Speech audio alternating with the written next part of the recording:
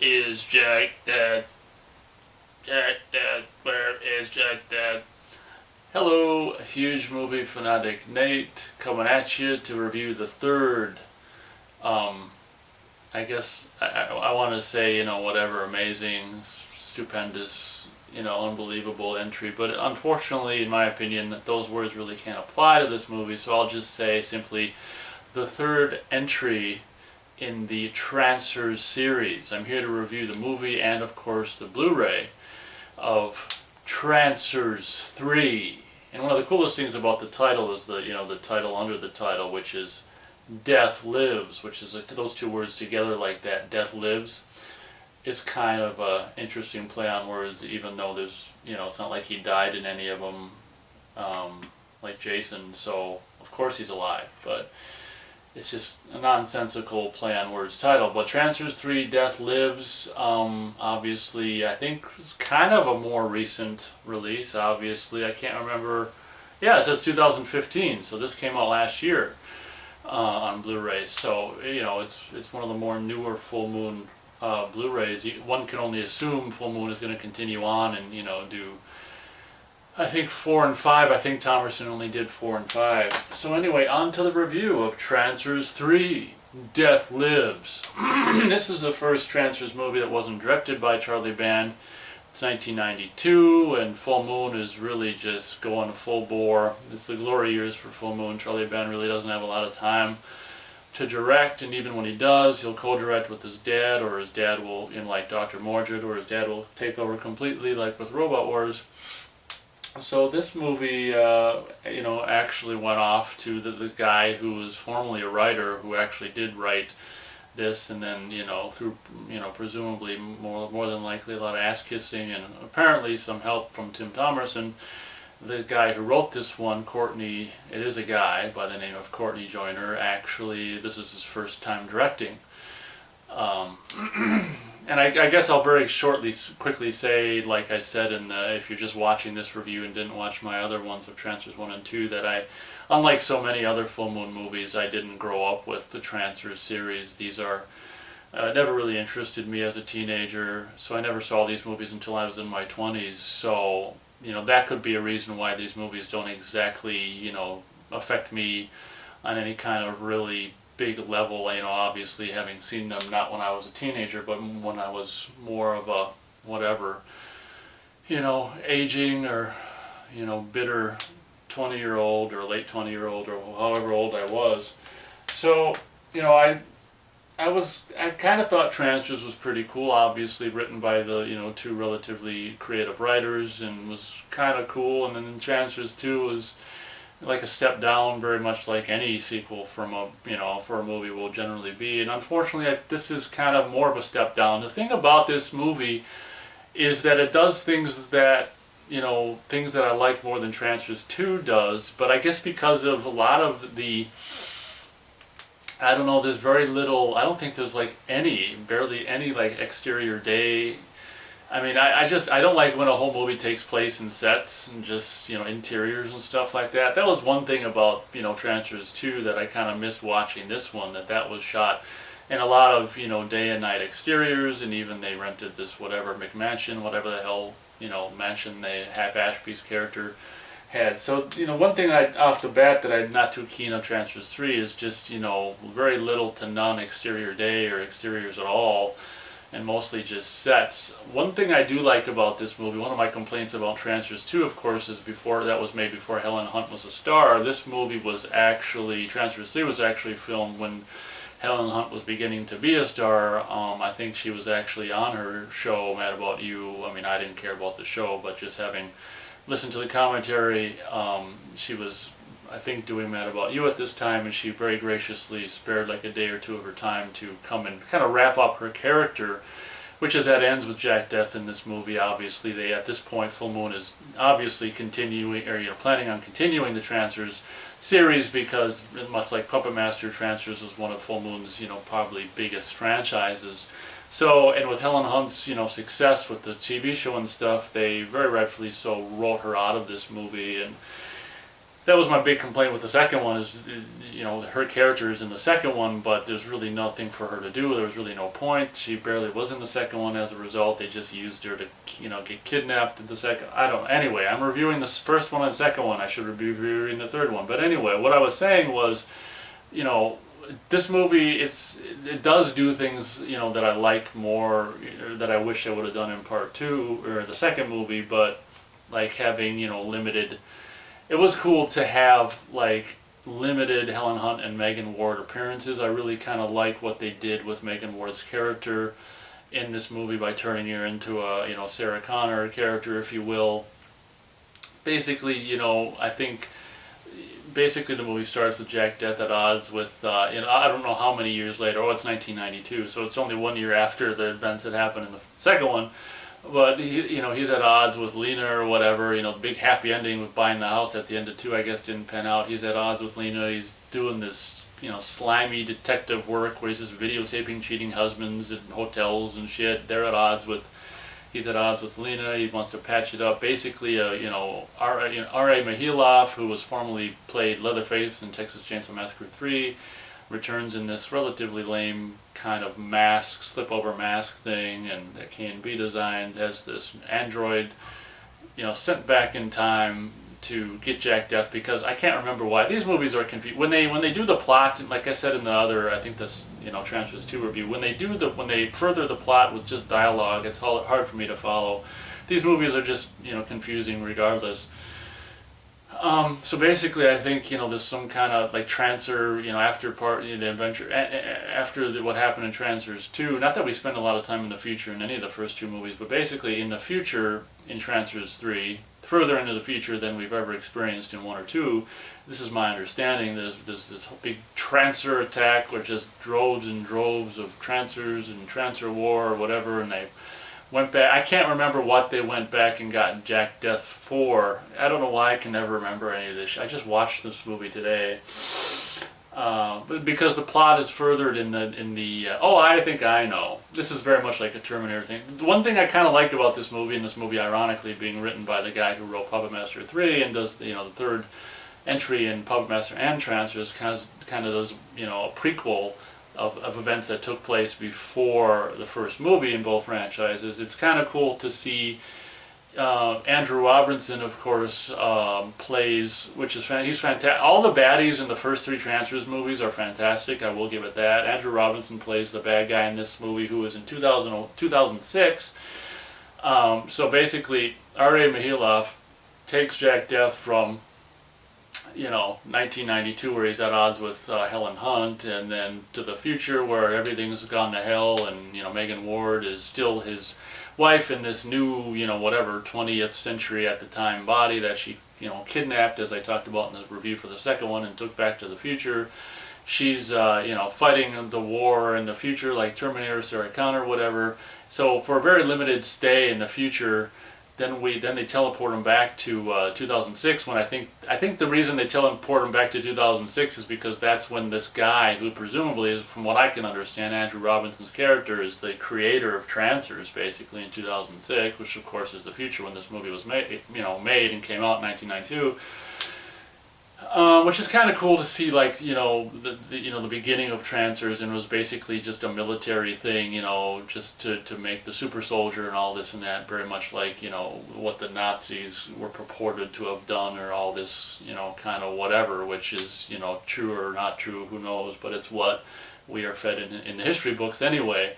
So basically, Trancers, this movie, you know, this kind of prequel to, you know, the origin story for trancing in general, kind of, you know, suggests that this Andrew Robinson character created Trancers as this military thing. So it's kind of cool to get that thing about it. One thing, it's funny because I like and don't like the fact that, you know, Helen Hunt and Megan Ward are limited in the movie. I guess I kind of like and don't like that. I guess the thing I'm not too keen on is, I guess, the new characters we get introduced to, like, you know, that tall model, and I don't know. It just, the characters aren't. The characters in this movie, you know, not even Jack Deth, none of the characters in this movie have any character, and that's kind of an issue. Like, out of the first 3 Trancers movie, this one just goes through the steps, and no one really has any character. There's really no character development. It's just Jack just being put through the paces. So in my opinion, the writing is probably the poorest of the first three Trancers movies in this movie.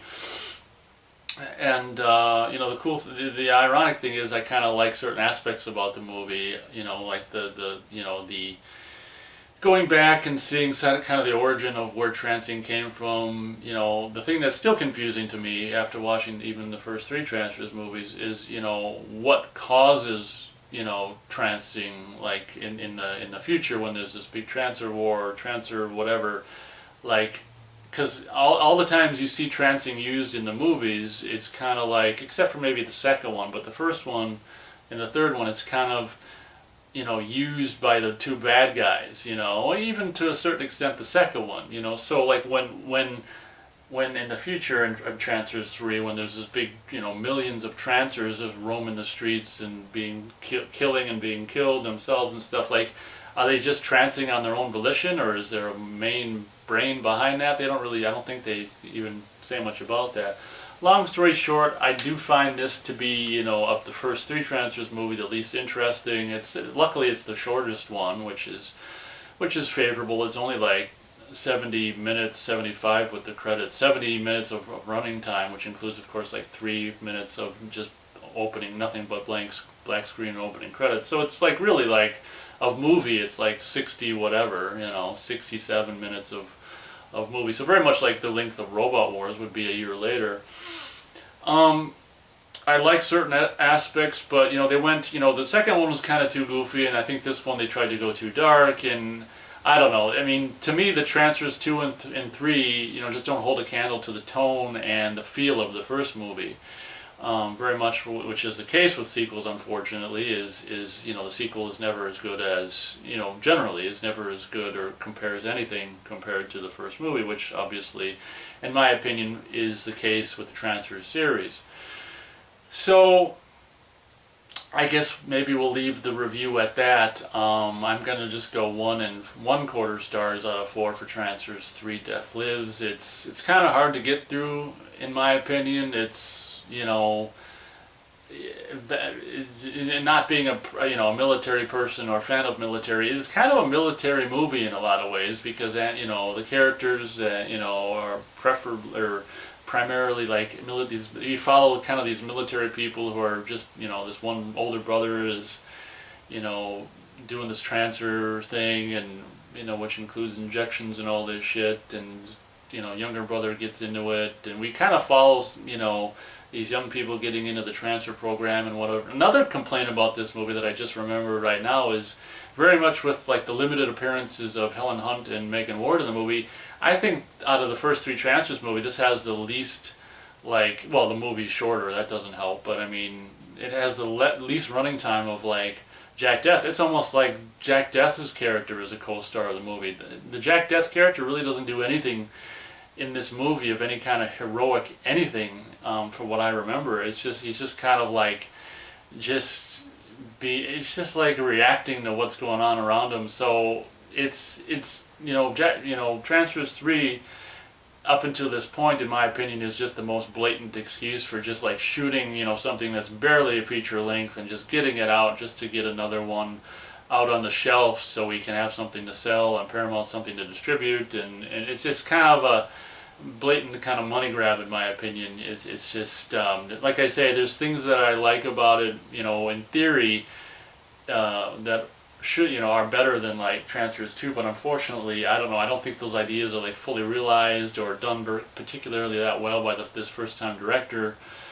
So 1 1/4 stars out of 4 for Trancers 3. The Blu-ray Full Moon, this is only a year old. This is obviously one of the most recent Full Moon Blu-ray treatments. The Full Moon is getting better at Blu-rays, very much with like the second movie. I wouldn't say, well, that's because there's not as much exterior day footage in this movie, but for some reason maybe that's why the transfer of this movie doesn't really shine for me like the transfer of the second one, but that's probably why, because there's so much beautiful outdoor, daytime exterior photography in Trancers 2. But this, the transfer for this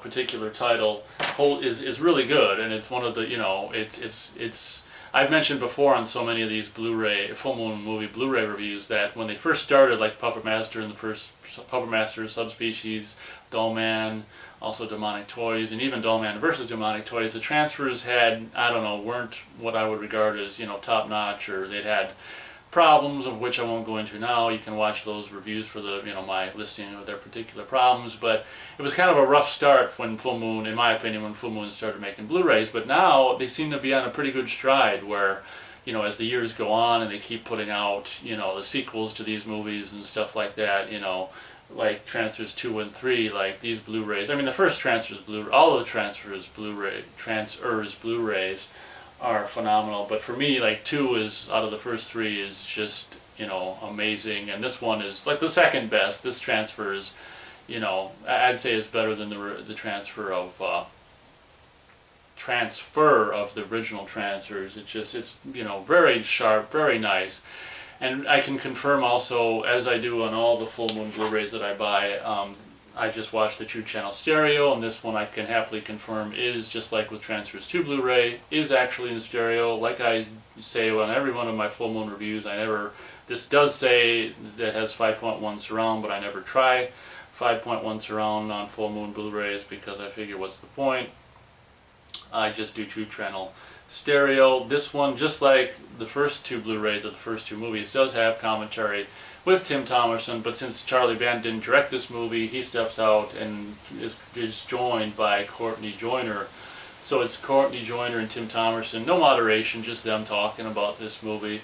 The commentary, in my opinion, isn't as good as the commentary for Trancers 1 and 2. I really like commentaries with Charlie Band because he's just, I don't know, he's so energetic and so passionate about, his Full Moon and his creations that even Tim Thomerson, this is the first commentary that I heard, with Tim Thomerson that didn't feature Charlie Band. So Tim Thomerson, this is like the most, Tim Thomerson seems like really low energy and, hold on, playing. Okay, plane is mostly gone. So as I was saying, Tim Thomerson's energy is pretty low energy in this commentary. He just seems like he's half asleep or something like that, or 10 years older than he was in the other 2 Trancers commentaries. I think a lot of it has to do with just, this more boring Courtney Joyner and not the energetic, exciting, or not exciting, but excited Charlie Band, being a part of the commentary. So the commentary isn't as recommended as, in my opinion, as it is in the first 2 Trancers Blu-rays. Trancers, I keep on thinking if I'm saying transfers or Trancers, but anyway. And then you got this thing called, like a 15-minute, retrospective interview with Courtney Joyner called Death's Reckoning, Making of Trancers 3 Featurette, which is something that was newly done in 2015. About 15 minutes long, where I figured that I might have interviews with Tim Thomerson, but no, it's 15 minutes of Courtney Joyner being interviewed. Not just, it cuts between shots of the movie and all this and that behind the scenes stuff, but when it's only a discussion, interview with this Courtney Joyner. So it's really not, it'd be nice to see Tim Thomerson or whatever, but so that's kind of whatever. Not too keen on that. And then it does feature, it says original Video Zone, but which I guess is technically correct, but like so many of the Full Moon Blu-rays, unfortunately it only features the Making of Trancers 3 segment from the, which generally the Video Zones I think lasted like 17-18 minutes long or something like that. So I generally, every time the making of portion, only the making of portion appears on the Blu-ray, I kind of go, that's a bummer. Like, it has appeared, like the entire Video Zone has appeared on some Blu-rays of Full Moon. Like,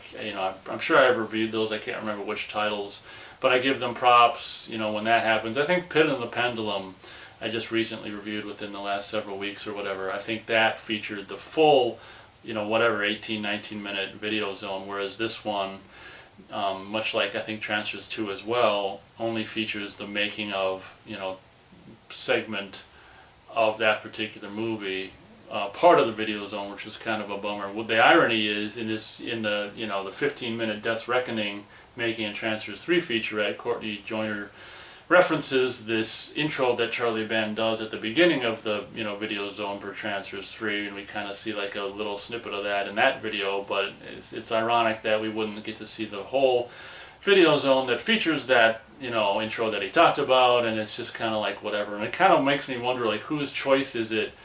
Is it just like incompetency, or does Charlie Band not want the whole video zone to be included? Like, it boggles my mind, because I think more times than not, it's not the whole video zone on these Blu-rays, it's just the making of portion.